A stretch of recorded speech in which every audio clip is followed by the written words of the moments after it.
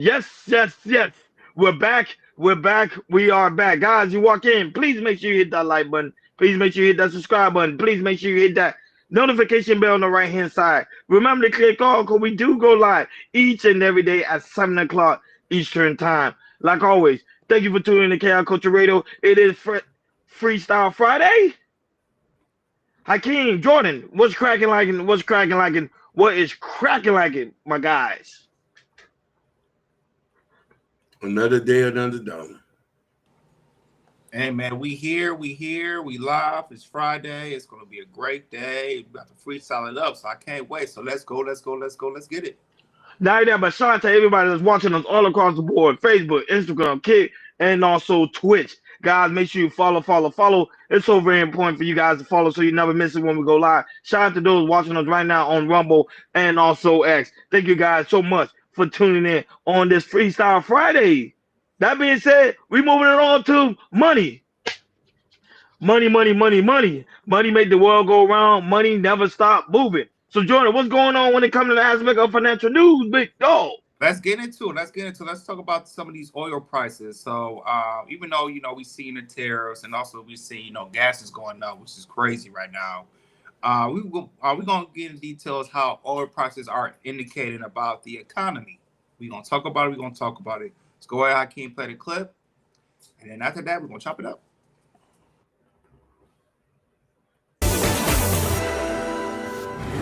Oil prices resuming declines after a brief rally on Wednesday as investors worry about the fallout from trade tensions between the U.S. and China.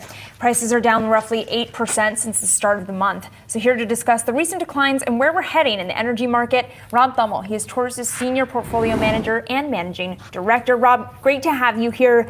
These tariffs and the 90-day pause, the 125% on China, where does that tell you that the energy market is heading next? Yeah, so the U.S. and China are the largest consumers of oil in the world. And so obviously tariffs would imply that we potentially will have an economic slowdown. How severe it is? Well, we're going to find out. But oil prices and oil demand and GDP growth really go hand in hand. So if there's a slowdown in the economy, there'll be a slowdown in oil consumption. So oil prices are indicating clearly we're going to have a slowdown in consumption. And maybe the oil markets might be oversupplied at the current time. So that's kind of where we're headed right now.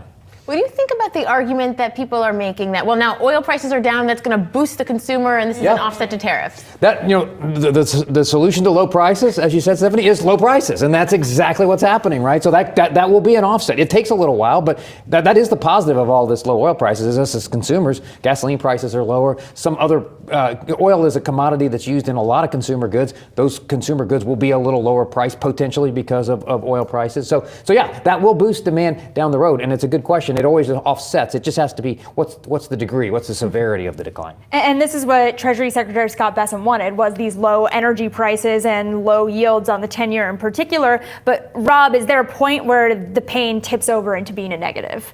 Well, it does for the producers, right? Yeah. And economy. So the oil price, a lot of people look at the oil price as kind of an indicator of the global economy or what's going to happen in the future in the global economy. And with oil prices so low, I think a lot of people feel like, oh my gosh, there's an impending recession or something where we're going to approach that. Mm-hmm. Definitely slower economic growth. Oil and gas producers, though, are the ones who get hurt the most because they have commodity price exposure, right? Their cash flows are tied to what the commodity price exposure is. So lower oil prices mean lower revenues, lower earnings, lower cash flow for these companies. And so that's why you're going to hear a lot of them here on these first quarter calls probably reassess how much money they're going to invest in oil and gas drilling for this year and definitely probably next year because of the current low oil price environment. How do you think about that relative to the administration's goal of boosting production? Are they going to actually be able to achieve that? Yeah, well, the good news is oil and gas production is still up and will probably still rise again this year. Maybe not just as much as everybody thinks. I think about the administration's goal a little bit differently in that the goal is to keep prices low. Now, we can debate what are low prices. I think $50, $60 oil is a low price. What the administration wants is, I think, doesn't want oil prices going $80, $90, $100. Well, the U.S. oil and gas industry has ample capacity to ramp up drilling capacity and expand production even more if prices go much higher. When they get below 60, though, I think the industry will be maybe a little bit at odds with the administration, but that's where the industry thinks the prices are, quote, low. And how does this play out in terms of countries that are allies of the U.S. banding together with countries that are typically on a little bit more of a strained relationship with the United States? How does that dynamic impact the oil market? If we see the likes of Europe and China, we've continued to have sources tell us they're not going to partner up necessarily, but if we do see that relationship coming a little bit more friendly, how does that impact you? Do we have an hour to talk about this? Yeah, it's no? a lot. You want 30 seconds, 30 right? 30 seconds, yeah. Just explain global trade wars. I mean, obviously, you're talking about geopolitics, Madison, and this is where it gets really interesting. So if you look at, the biggest consumers, China, Europe, India. I mean, obviously, they want low oil prices as well, and demand will be fairly steady there. OPEC, obviously, Saudi Arabia, are they a friend or a foe? I think they're probably generally a friend, but they're raising oil production, right? Well, so long story. The short story is simply, look, supply demand in the oil markets is always changing. But what we think could happen, what nobody's paying attention to, is the fact that the oil supply actually could maybe be lower than what people think globally for two reasons. Number one, there could be sanctions on Venezuela and Iran that will actually reduce the amount of oil supply in the current market. In addition, OPEC Plus, Saudi Arabia just raised oil production, but they partially did that because they want Kazakhstan, Russia, and Iraq to lower their production. And so the net of all of this is the surprise could be actually less oil supply added to the market. And when the market is thinking we're going to have excess supply, we could actually be undersupplied. We'll see how that plays out in the next 6 months. Yeah, certainly an interesting dynamic to follow. Rob, thank you. Yeah, so there you have it. As we see, oil prices and gas is a little bit high, but with Trump's, put his tariffs out with many countries and everything, it could cause some people to, be, sort of fearful of gas coming on in the summertime. So go ahead, Ronnie. What's your take on oil prices when it comes to the tariffs and also the gas prices? So what's happening right now is because we get a lot of our oil from different distributors from all over the world, is going to bring the oil prices down. So, some companies we do have in America that we do use, but other companies we get it from overseas that, when it comes to the aspect of the oil with the burial. So the situation was happening with China with the tariffs being now as 125%, it's bringing the oil prices down because some oil we do get from China. So it's just crazy because the tariff is driving all these oil companies to the red. However, right now, you guys already know this is a great time. This is not financial advice, but it's also a great time to buy. So, guys, if you're in the stock market, if you're someone that are a heavy investor, look around the stock market. There are so much great opportunity right now that you do not want to miss out. Go right ahead, Hakeem. Your comment.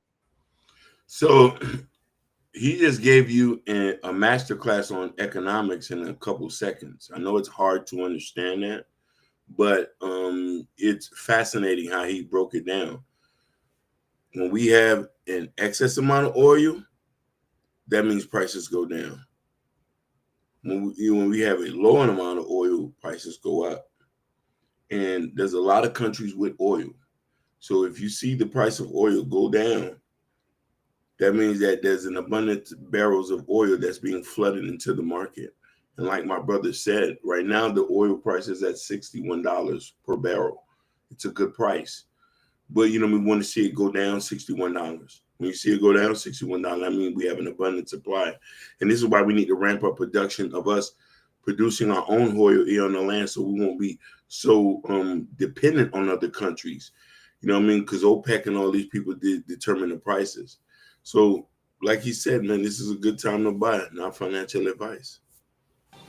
Yeah, absolutely. And to me, I wouldn't be too worried about oil, because as you see, you have seen Trump definitely put tariffs like on Saudi Arabia, which they produce a mass amount of oil, and also Russia put a tariffs on Russia, which they're in the war with Ukraine and everything. So if I hear those type of two, if Trump put tariffs on the oil, maybe because we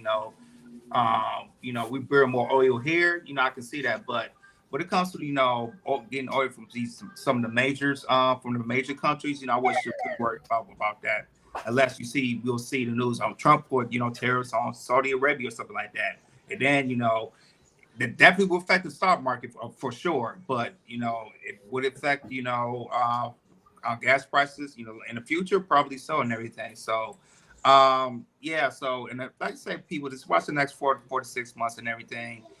Yeah, but me, I wouldn't. Like when it comes to oil and tariffs, I wouldn't be too much worried about it because, Donald Trump, he's doing a lot of things right now, battling with China with these tariffs and everything. I don't think he's going to be crazy to put tariffs on Saudi Arabia or Russia. So that's my take on that. Like, share, and subscribe, guys. Don't forget to hit that notification bell on the right-hand side so you never miss it when we go live. Shout out to everyone that's watching us all across the board. We really do greatly appreciate you guys for tuning in on this Freestyle Friday. Moving along to sports. Yes, sports. There's a lot of sports going on today. But, Jordan, what's coming to the aspect what's happening right now with sports news? Let's get into it. Let's talk about NFL. So, Joe Flacco, he has returned to the Cleveland Browns in a 1 year, $4 million deal.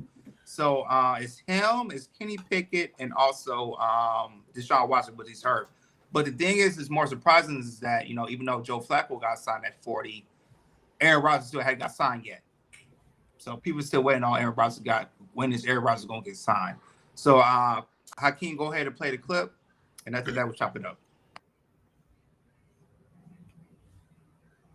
In the NFL circle, the Cleveland Browns have reached an agreement with veteran quarterback Joe Flacco on a 1 year deal worth up to $4 million. Joe Flacco's agent Joe Linta told ESPN's NFL insider Adam Schefter about the deal. It is confirmed the Browns have signed Joe Flacco, the same guy who won the NFL Comeback Player of the Year award back in 2023, playing for the Cleveland Browns. So this is a big time move for the Browns, for Joe Flacco, considering before they just signed Joe Flacco, their quarterback room wasn't that great. At this moment in time, Deshaun Watson is cooked and Kenny Pickett isn't that good right now. So bringing Joe Flacco is definitely an upgrade over those two at this moment in time. But here's the thing though, this definitely won't be a long-term sign. The Cleveland Browns either have to go after a late draft sleeper quarterback in this NFL draft or in next year's NFL draft. Let me know what you guys think in the comment section below about this deal and what's next for the Browns at the quarterback position. Smash the like button, subscribe to this channel, and as always, I love you all.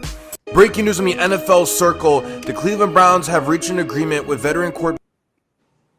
So back 2 years ago when he played for the Cleveland Browns, I think he played from week 6 to week 7 and straight through wrong and took the Cleveland Browns to the playoffs. And since Deshaun's hurt, Cleveland's trying to make that magic work. But then again, still waiting on with this signing, it still waits on where is Aaron Rodgers going to sign. But other than that, Ronnie, what's your take on this deal, and also if Aaron Rodgers as well? So here's the thing: when it comes to Aaron Rodgers, he's not a team player. Nobody wants to play with him. Nobody want to pick him up because of the aspect of that. Now, Aaron Rodgers was a team player. He was very had that energetic personality like Joe Flacco. He would have got picked up in any team, but however, he's just not. He's just not that type of dude. And not only that, but Leslie, he's the type of person that after every game he goes and complain and start talking crap about everybody in the locker room. So that's why nobody's picking him up. Remember, Aaron Rodgers is a legendary GOAT, because he came from Green Bay and then he go to the other team and he still average about okay numbers, but he's just not got. Now when it comes to the aspect of Joe is he's a veteran. He's a veteran quarterback. Now that he got rings under his belt, he does what he do. And now that he's also a team player, people love to play for him. He doesn't give up. He's pushed hard. I can see Joe probably after this season going to another team. That's how much they love Joe. Joe just one of that guys that just the NFL just love him. But when it comes to the aspect of Aaron Rodgers, nah. Go right ahead, Hakeem. Your commentary. I think this is a good. I think this is a good sign on. Flacco averages 65% for his CPM. 1,700 yards. He had 12 touchdowns last year with the Colts, 7 interceptions. That's a 90 percentile. So this is good to have him as a good main thing for them to figure out what they're going to do. Maybe build something around him. To see a system that can work. Other than that, with Aaron Rodgers, you perfectly just said it. Who wants to work with somebody that arrogant? That into himself. And this is not football when it's just only about you. For Joe Flacco, I think this is a good signing. And the thing is about Joe Flacco, even though he's 40 years old, I think he's 40 or 41 years old, he can still throw the rock. He can really, really throw the thing. He might throw some interceptions, but he can still throw the rock. He has a deep ball for throwing the football and everything. So also he plays very, very well with the Cleveland Browns scheme, especially with the coach, which is the offensive coordinator, and that's why he won comeback player of the year back in 2023, which is 2 years ago. So I think this is a solid move. Also, they have Kenny Pickett, who might be the backup and everything, but I'm hoping for Cleveland when it comes to the draft. It's in less than 2 weeks away, that they'll draft a quarterback for the future because, I know you got Joe Flacco, but he's going to be there for a year. Kenny Pickett is a backup, and Deshaun Watson to me is done. He's done. He got his money. To me, he stole money for Cleveland. He stole money from Cleveland, and to me he's done. So hopefully, Cleveland can get a quarterback in the draft coming soon. And for Aaron Rodgers, if Pittsburgh didn't sign you, you're done. Because the draft is coming up. If he don't get signed before the draft, I think he should retire. It's over with. Because if that's the case, I think Pittsburgh they should draft. I think they should draft Shedeur Sanders, Deion's son. I think he'll be perfect for a squad like that because they got weapons. And if they build a line from, I think they'll do some damage. But Joe Flacco, I think he'll have another really, really good year coming up in 2025. Yep. And I have a shout out to Wahad that's also in the building. Shout out to Hassan. Blessed be upon you is also in the building. Shout out to the lovely Mimi, co-host of the Shiesty Avengers. Shout out to her. She's also in the building as well. Guys, make sure you hit that like button. Make sure you hit that subscribe button. Make sure you hit that notification bell on the right-hand side so you never miss it when we go live. Shout out to everybody right now watching us all across the board. We really do greatly appreciate you guys for tuning in on this Freestyle Friday. Moving on to hip-hop. Yes, hip-hop, hip-hop, hip-hop. Jordan, what's happening when it comes to the hip-hop news? Let's get into it. So Benzino, he's making noise again, and he's talking about Eminem. He had a question about why Eminem doesn't do interviews on a podcast word, specifically black podcasters, because since Eminem is a legend and everything, we don't see him being on the podcast, talk about his life, his being a rapper and all that type of things. And Benzino, he really want to know why is Eminem scared to do interviews. So go ahead, Hakeem, play the clip, and after that we'll chop it up.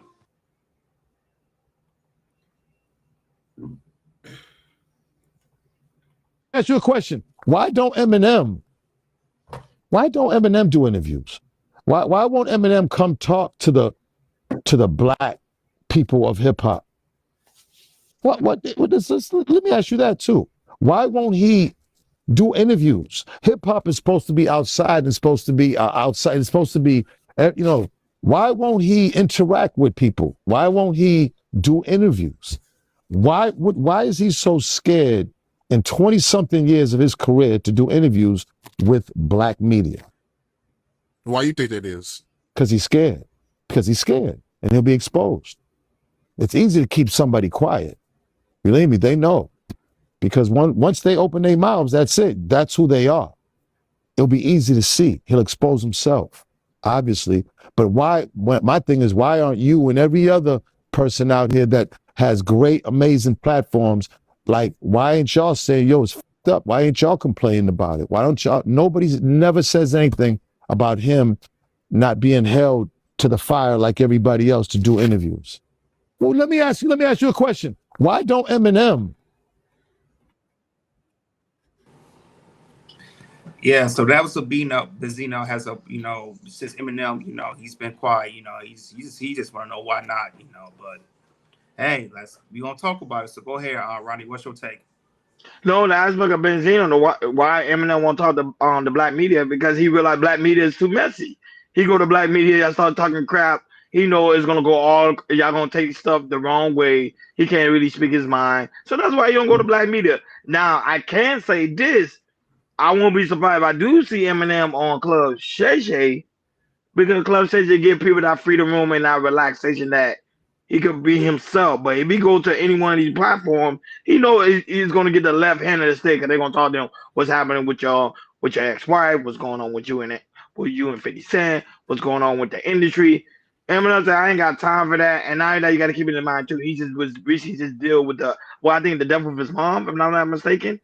If I'm not mistaken, he's dealing with the death of somebody within his family. So he's just trying to be himself right now. So that's my only take on that. He just don't want to deal with black media because I think he realized black media is way too messy. Go right ahead, King. Your thought.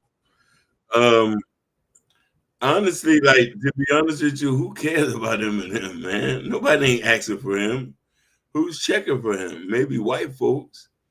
Nobody Why I ain't cares. gonna lie, Eminem, we ain't hear Eminem for a couple of years now. Yeah, but is the hood checking for Eminem? No. You see what I'm saying? I haven't heard nobody. I ain't never even heard y'all say Eminem around me. So I'm like, fuck about no Eminem. Listen, I'm happy he's scared to do interviews, just like I'm scared to do interviews with white podcasters. It's our prerogative. We can do what we want. He doesn't have to talk to us. You know what I mean? We don't have to talk to him. Thank you. This is America. Yeah, King. Last time I saw Eminem, he be at the Detroit Lions games where Detroit Lions play. That's the last time I saw Eminem. But I'll tell you this: if somebody, wherever, if any podcaster, I'm talking about any, especially Club Shay Shay, Ronnie, if he gets on Club Shay Shay, I think that's another video that might go viral. That would definitely help Shannon Sharpe. If somebody could get an Eminem, and the thing about Shannon Sharpe is how his question is and everything, because he's very good at engagement with the people that he interviews. Because if you look at his like buttons, he get like 20,000 likes, mostly on his interviews that he does, because he's so engaging with his questions, also to the person that he's interviewing too. So, but yeah, other than that, I think Eminem, he should join himself being in Detroit. I think he recently he's recently been a grandparent. So he just enjoying being quiet and everything. But I mean, even though I'm not here for it, I would like to see Eminem or pop somebody interview Eminem. But I'm not like, oh God, I gotta see you. I can't wait and everything. But it will be nice if Eminem does come on a podcast, somebody podcaster, and do an interview. That would be nice. But yeah. I don't care what Benzino said. I think, I know him and Benzino got a little beef and everything, but I don't know why Benzino even worry about that. Yeah, that's pretty much it. Nobody's checking for Eminem, but I won't be surprised if he do go on Club Shay Shay. Like, share, and subscribe, guys. Don't forget to hit that notification bell on the right-hand side so you never miss it when we go live. Shout out to everybody that's watching us all across the board. Facebook, Instagram, Kick, and also Twitch. Make sure you guys follow. So very important for you guys to follow so you never miss it when we go live. Shout out to those watching us on Rumble and also X. Thank you guys so much for tuning in on this Freestyle Friday. Now we heading on to all trending new. It is Freestyle Friday. Anything goes. Go right ahead, Jordan. Take off. Let's get into it. So let's talk about the main topic that's on the board. So Neo was on Power 105 with Angie Martinez, and the polyamorous relationship he has with his 4 women came up again, and he kind of explains that with his girlfriends that they are not, they're committed to him. They're not allowed to date other men. So let's hear from Neo. So go ahead, Clean, play the clip, and after that we chop it up. It's just to keep it a buck. Like, we're not gonna lie. I love We're not that. gonna lie to each other. We're not gonna sit up and blow smoke. I ain't selling no dreams, and I'm not forcing anybody to be here. If for whatever reason you decide this ain't for you no more, the door is never locked. You have permission to go on about your business. I don't want anybody to think that I'm manipulating these women into doing something they don't want to do. Everyone that is here by choice. These are grown women. Yeah, absolutely. Yeah. They made the decision. The question I get asked the most is, are they allowed to date outside of me? Oh. That's the question I get all the damn time, and I'm answering right now, no. And I'm gonna tell you why. No, they are not. Here's the thing. When I got with these women, I did not ask for their exclusivity. I did not demand their exclusivity. They offered it. They said, they came to me and said, I want to be exclusive to you and just you. I said, you understand that your exclusivity to me does not mean my exclusivity to you. Wow. You understand this? Yes. You're okay with it. Main rule is just to keep it a buck. Like, we're not going to lie. I love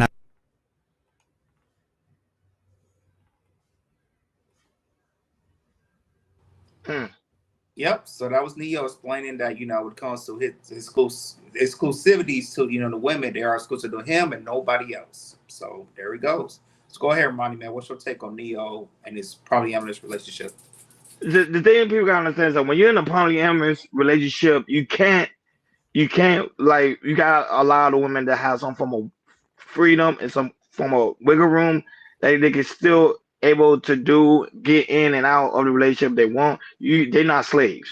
So I think he just want to clear up that room because I think a lot of people, especially in the comedy thing, he's like controlling the women. He's telling them what and what not to do, which he's supposed to anyway because that's his relationship. He could dictate how he wanted to be. However, he still get the woman the freedom to they can leave at any time, and you leave at any time, somebody else is gonna fill up that spot. And then keep it in mind, folks, not everybody could be in a poly relationship because it takes a lot of management power and understanding on how things work. And so some people it's not made for that. And Neo want to take on that role. Go right ahead, my brother. You got the power, you got the strength, and you got the resources. But at the end of the day, give the women freedom. And like he's saying that he's doing, he's giving them freedom. They can come in and out. He don't care. Go right ahead, Hakeem. I love this for us. And I love this for Neo.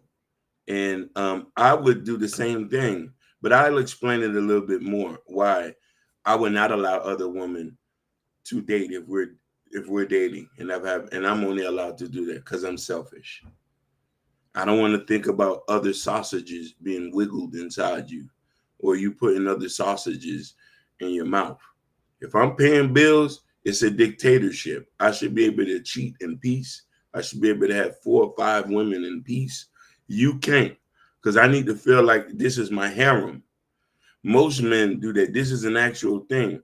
It's not fair, but if you want to deal with me and accept to get the money that I'm giving you, live in the nice fancy houses, you get to go on a nice little shopping spree, you can only have sex with me. I know it's selfish, but I'm paying money. I'm paying for submission. You don't like it? The door's open for you. I can go open it. Yeah, so it's really working for Neo. He's like I said, he's not a demanding person. I'm pretty sure he gives these women a whole bunch of space and everything. And also the last time we talked about this, how he dates, women. I think like a week, something like that, which is really, really good because, you're managing like one woman a week, and also you giving each woman their space and everything because most of the time, I don't care if you in a not just in a polyamorous relationship. If you in a relationship just for one woman, usually a woman she's gonna need her space and everything, especially if you have kids or something like that. She's gonna need some more me time, something like that. So, so it like I say, it's working out for him for now and everything. I saw a couple. I think it was like last week or something. They was in the club. They was having fun and everything. So, it works for him. So, he manages it very, very well, and and we'll just see. If he can continue to do what he wants to do. And right now it's working. Yeah, that was it. That was it. At the end of the day, it's his own personal relationship. Who as me or us as men to judge another man's relationship? If you want to choose to live that lifestyle, go right ahead and do what you gotta do, player. He is a player. He's doing what he does. And you can't shame a man for that. Now that but why I say I disagree with you, Ronnie. I'm not sharing. Hey, why I'm not telling you not to. You know what I mean? Not everybody. I'm saying it's not built for everybody. Hey, me and Wahai in agreement. We don't have to share. We don't have to. You don't have to share. We don't have to. Like, share, and subscribe, guys. Don't forget to hit that notification bell on the right hand side so you never miss it when we go live. Shout out to everybody that's watching us all across the board. We really do greatly appreciate you guys for tuning in on this Freestyle Friday. Moving on to more trending news. Go right ahead, Jordan. Oh, let's get into it. Let's go into the state of Texas. So the Texas Senate is trying to pass a bill for having men just not to pay child support when they're born, but to pay child support when a baby is conceived. Yeah. Wow, this is just shocking. This is shocking. So this is what's happening in Texas, y'all. So go ahead, play the clip, and after that we'll chop it up. Is that the responsibility that the mom is bearing doesn't begin at birth but starts months before that. And while I agree with you on that, I think we also agree on the free exercise of religion, correct? Oh, yes, ma'am. Definitely. Yes, Senator. So how does this square with Judaism, which believes that life begins at first breath?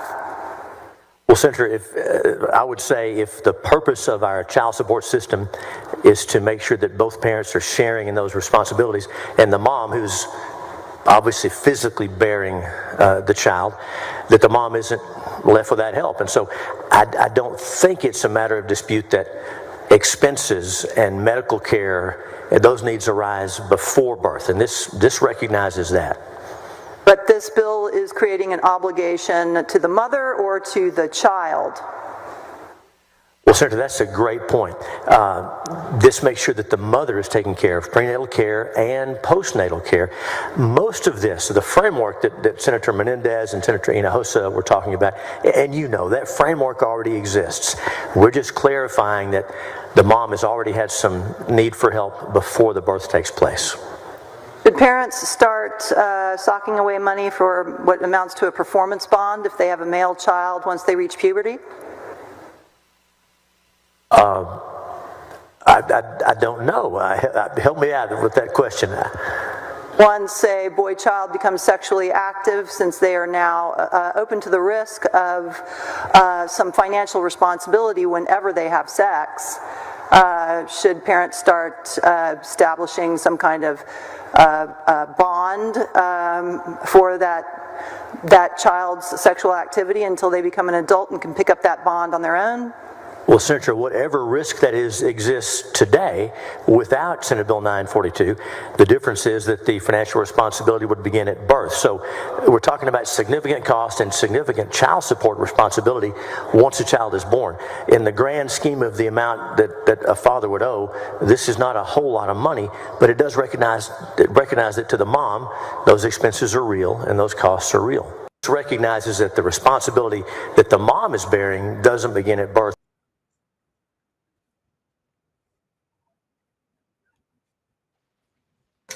So yeah, so this bill might, it might be passed that, that it could definitely change the stuff in Texas, especially for men who have sex with a woman and then boop, it might be conceived. And the thing is, it's like the mother can say, hey, she go to the court and start, say, hey, I'm gonna start paying child support, for the baby hasn't been born yet, but it's already been conceived. Crazy. So go ahead, Ronnie. Man. See, here's the problem with that is what happens if the women cheat and the kid is not yours? That's the only issue I have with that bill, because even though the woman can be conceived, how you know it's yours or not? Because you still got to end of the day do a DNA test. Now, if the woman is married, then I kind of understand it. I'm with it. I'm for it. But they going in the aspect of not the woman being married. This is a woman that just conceived out of wedlock, and that's when it becomes dangerous, because then it's like, okay, let's say one day we break up. And then we end up back together again, and then she said, concede. How do I know if that's my kid or not?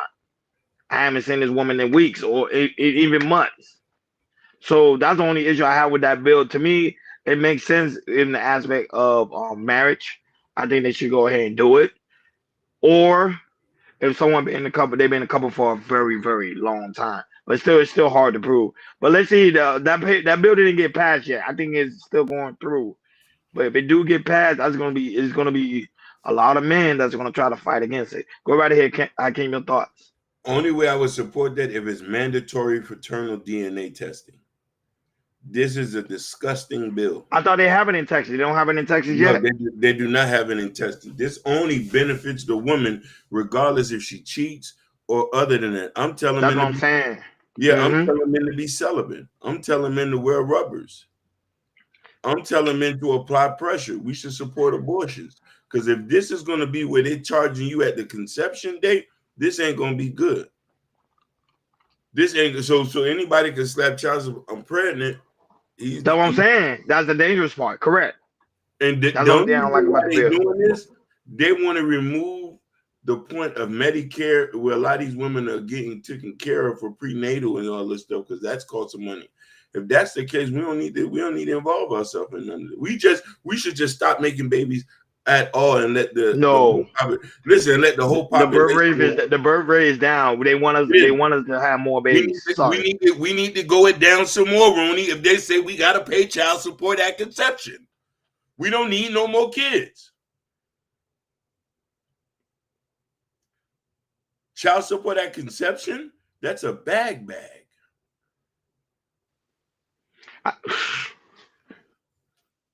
Yeah, man, this bill is idiotic because especially if a woman gets pregnant, especially in her first trimester and everything, anything can happen in that first 6 weeks. She can have a miscarriage.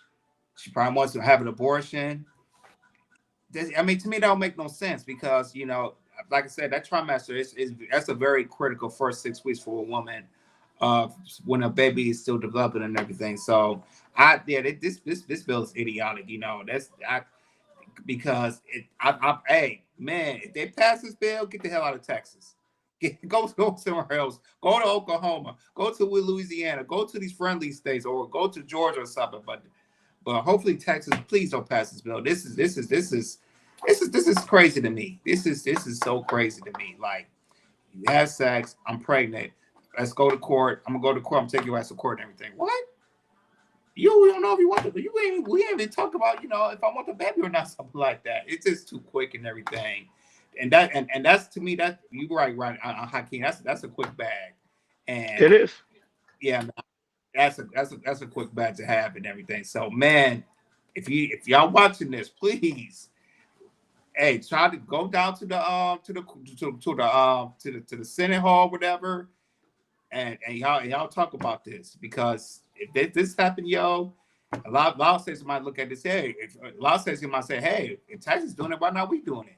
And I think the state I think one state that might watch this and see if it goes on, that's Michigan, because in Michigan, you know, I don't know if y'all know or not, which y'all do know, you know, if a woman's get pregnant and everything, and then a woman gives birth and everything, you could put, if you can't find a real father, you put another person, another man on the name, and then he gonna pay child support.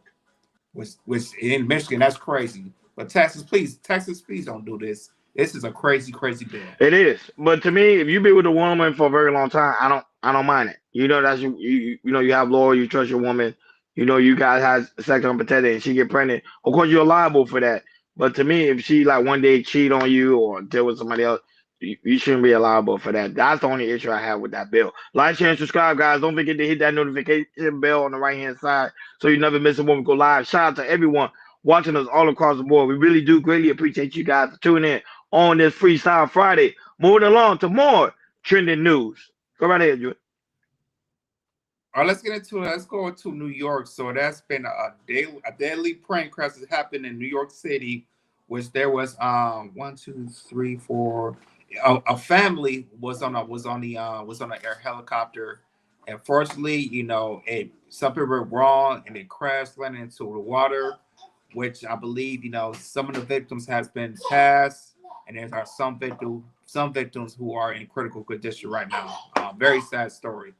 So go ahead, Hakeem, play the clip, and after that, we'll chop it up. And a family of 5 are dead after a tourist helicopter crashes into the Hudson River. And moments ago, we got the names of some of the people killed. Oh my goodness. Oh my gosh. Literally, I just see a helicopter splitting in two with the rotor flying off in the sky. It was going so fast and just went straight into the water. I've never seen anything like that.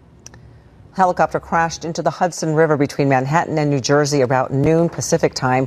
We know a family of 5 who were visiting from Spain were on board, and they are among the dead. The kids on board were 4, 5, and 11 years old. Eyewitness News reporter Tim Pulliam is in the newsroom with the very latest. And Tim, what do we know about the family? ABC News that Agustin Escobar, a Siemens executive from Spain, his wife Mercè Camprubí Montal, and their 3 children were killed in the crash. Now, the pilot, who was also killed, has not been named yet, but we know he was 36 years old. A pilot and a family of 5. The cause of the helicopter crash remains under investigation. An eyewitness captures the horrifying final moments of this helicopter falling from the sky before crashing upside down into the Hudson River, killing all 6 people inside.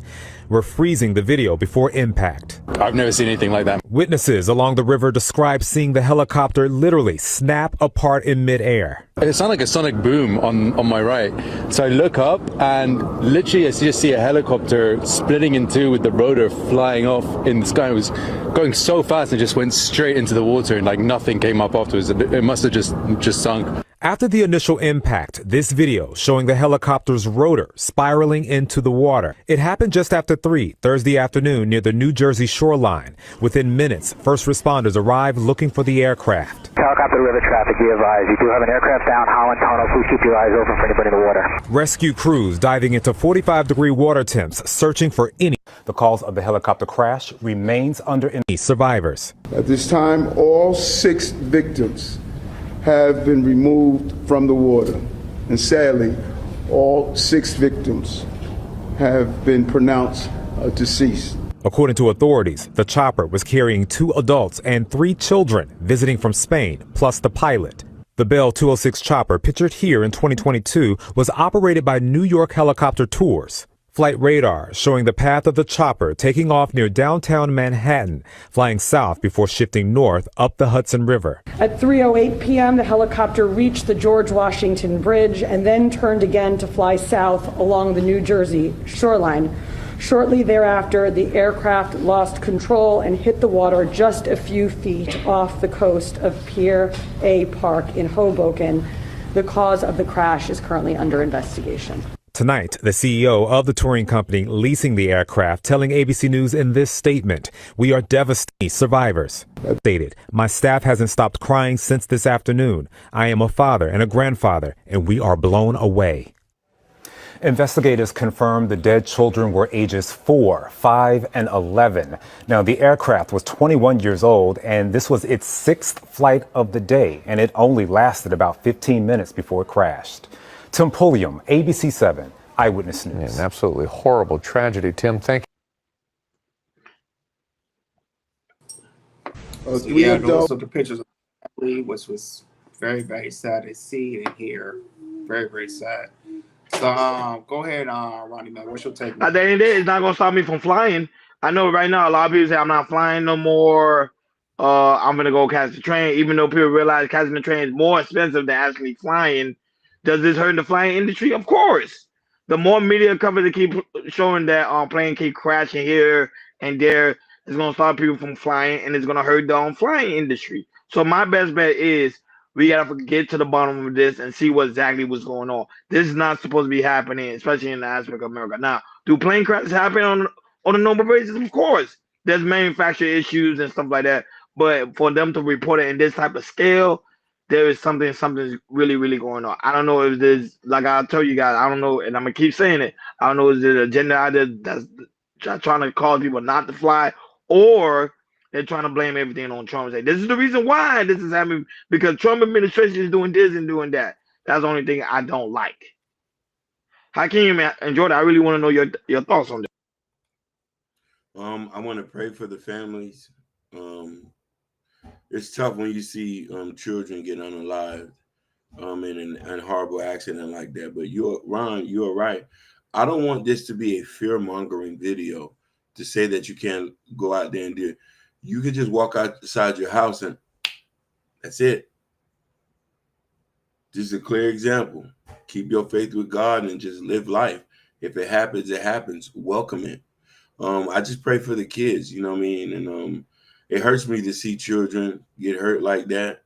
And I might say a statement, but one thing is they two was together as a family.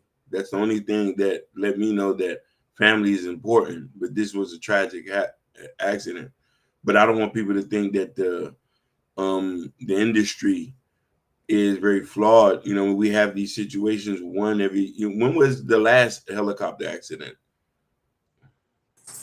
One I can remember was the Kobe Bryant plane crash. And how many years ago? That was like 5 years ago. Thank you.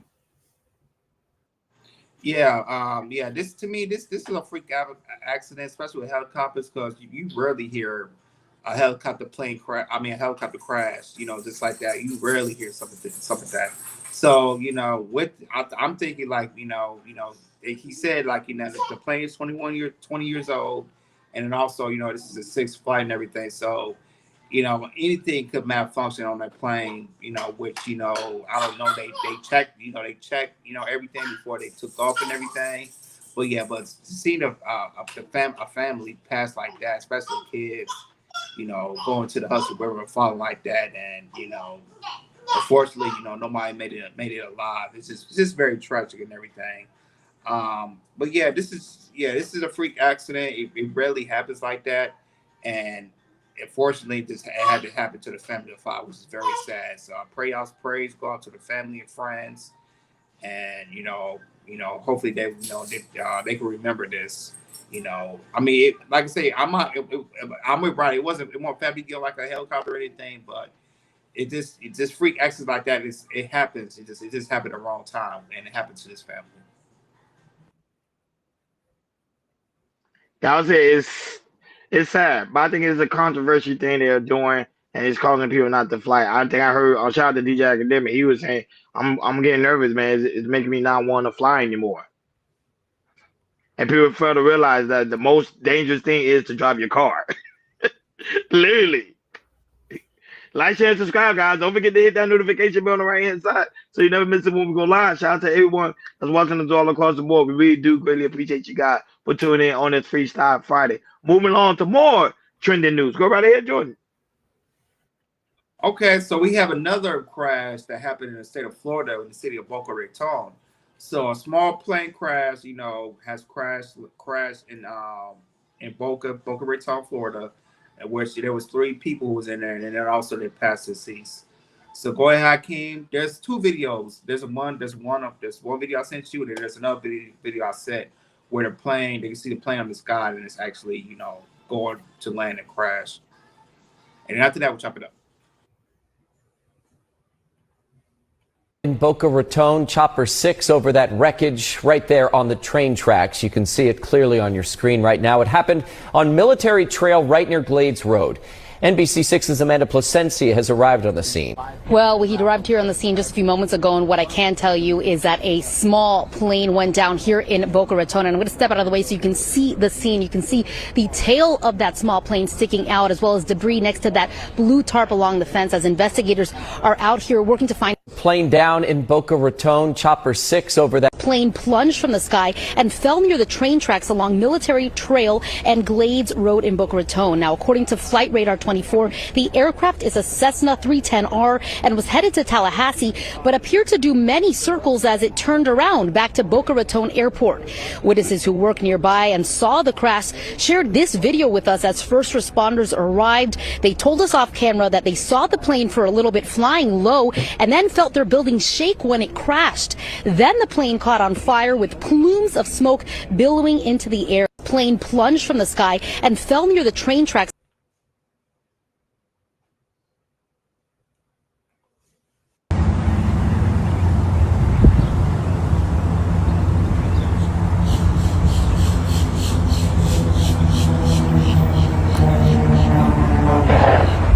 Oh my God. Oh my God.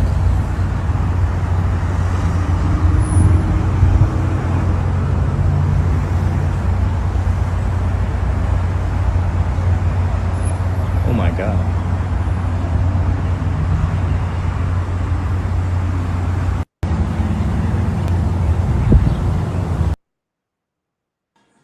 Yeah, man. Plane still crashing, man. It's not stopping, man. It's crazy. So go ahead, Ronnie, man. What's your take? And that's why I keep saying, to me, it's like it's an ongoing situation that's happening when it comes to the aspect of these plane crashes. Now, the situation that transpired when Boca Raton, Florida, they say it was a mechanical issue. So one of the people that failed to fix the problem that was going on in the plane, and that's the people that need to be held accountable for. It's the people that actually fix these planes. Not only that, before the plane actually take off, they're supposed to be doing tests. The plane not just supposed to be just go ahead and take off. So my thing is, the organization needs to go and do an investigation to all these corporations and see what exactly was going on. Because at the end of the day, it's causing people not to be able to fly. Go right ahead, Hakeem. I'm gonna just go with my last commentary. Like I say, man, it's a tragic thing to lose people. The more and more we see this, the more and more things are going to start being more regulated. You're now going to start seeing computer controlled planes, helicopters, you know what I mean, like drone flights. All this shit is going to be computerized if we keep having it. Yeah, absolutely. And well, prayers go out to you, man. You find out, man, prayers go out with you. But yeah, man, it's, like I said, another freak accident and everything. Prayers go out to the people that lost their lives in that plane. It's just we're in this time of year that we see a lot of these, helicopter, which is rare. Now we see, small plane crashes, commercial plane crashes. All these plane crashes happening, and suddenly in a very instant time that we and everything.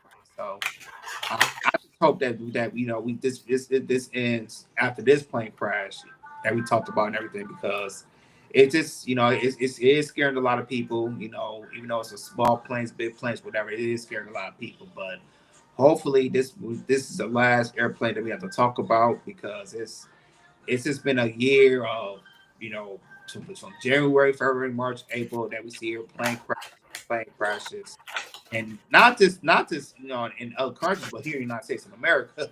Like, we hear a lot of these and all the way up to Alaska. I remember we reported something like that as well. So I just hope that it stops very, very soon. So, but prayers go out to the family.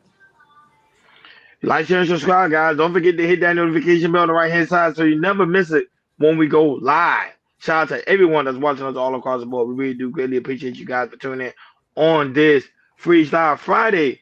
Final topic on today's show. Jordan, what are we talking about? Final topic. All right, let's talk about an assistant principal who was arrested after forcing a 13-year-old boy to rub her bare feet, and also allegedly told him the massage will help with the foreplay for his future girlfriend, in reference to him as sexual chocolate. Man, this woman crazy. Go ahead, I can't play this clip. Chop it up.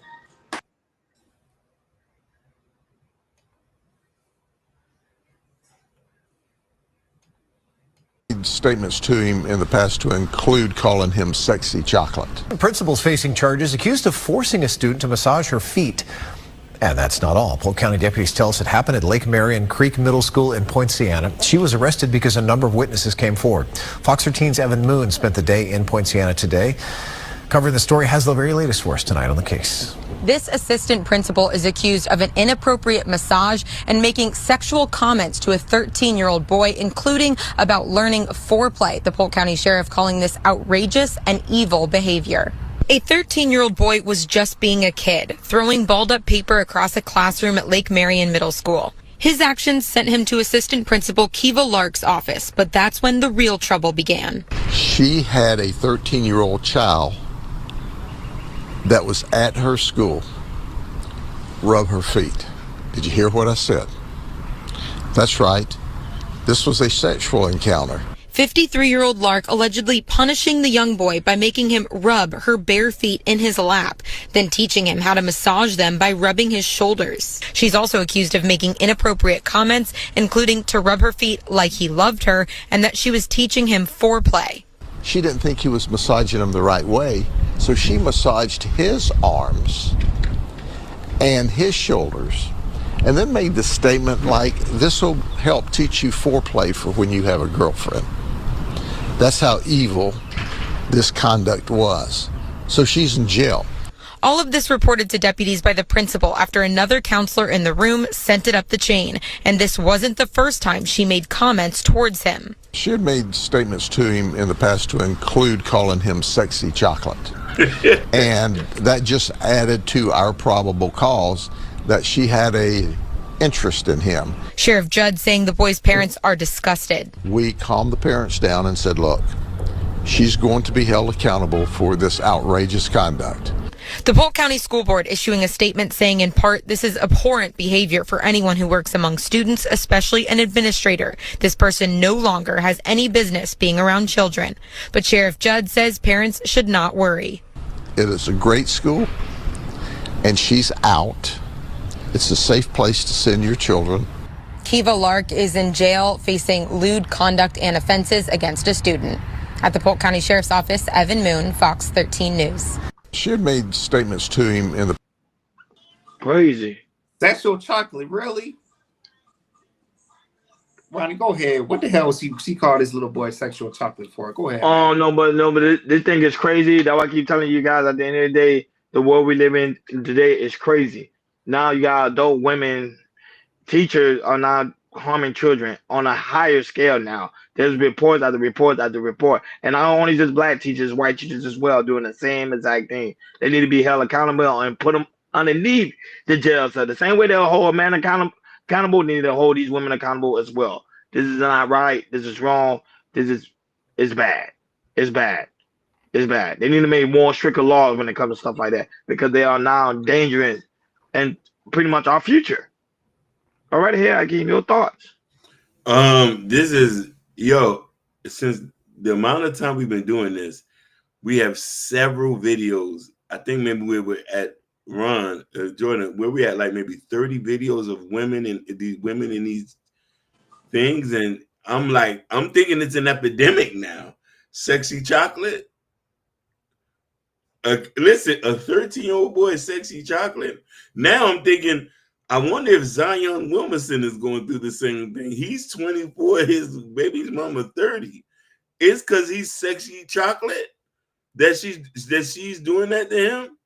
Because the age difference is about the same amount of years. If we turned back the hand of time, but this lady was 53, the boy was 13. That Zion is technically like 13 and his baby mama's 30. That's like technically 53. So I'm like, sexy chocolate. Yeah, fellas, we talked about this before, and how these generation of women, they prefer younger men. And not just young men for 40s and 20s. You talk about women, they're going for young men in their teens, being sexual predators, watch them in high schools, and tell you, come on, rub my feet. It's sexual chocolate. No, that's to me, that woman is disgusting. That's just foul. And yeah, man, we're just in a generation that, a lot of majority of women, maybe we need to have a conversation, something like this, that a lot of women prefer younger men. Yeah.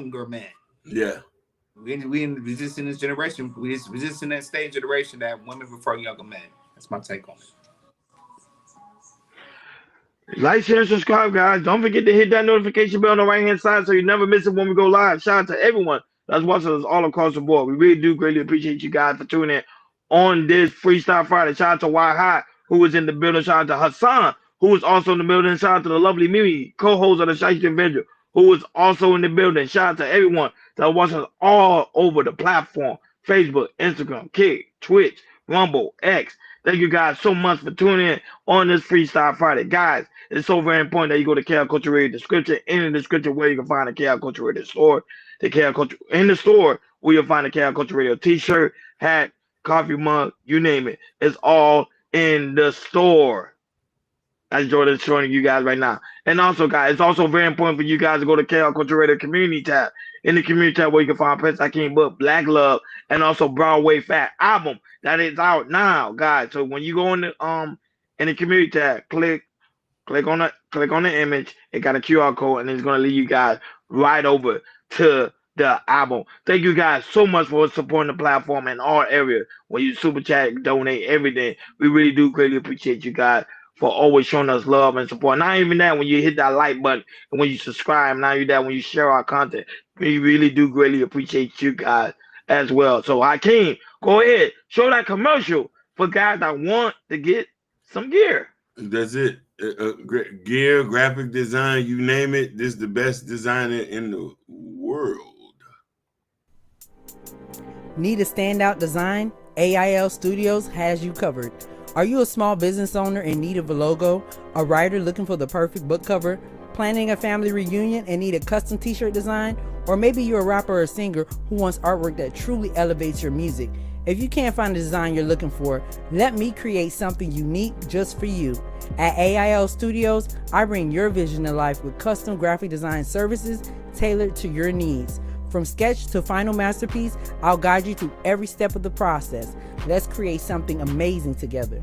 My services include logo design, flyer design, invitations, poster design, business card design, music cover art, social media banners and profile pic, t-shirt design, tattoo design, stickers, book covers, postcards, newsletters, illustration design, children's books, character design, custom paintings of family portraits and pets, and creative consulting. For pricing and info, contact me at AILstudios202@gmail.com and let's get started. And also the Psyche Avenger 2 as well is doing a dope content next week. Saturday, the Battle of the Sexes, pretty much created by the creator Ashton Williams, and also his co-host Queen Mimi also will be doing the Battle of the Sexes. That will be next week, Saturday the 19th. So guys, make sure y'all go over there, support them. We will be promoting that throughout the week. Like always, guys, enjoy your weekend. Thank you for tuning in to Chaos Culture Radio Freestyle Friday.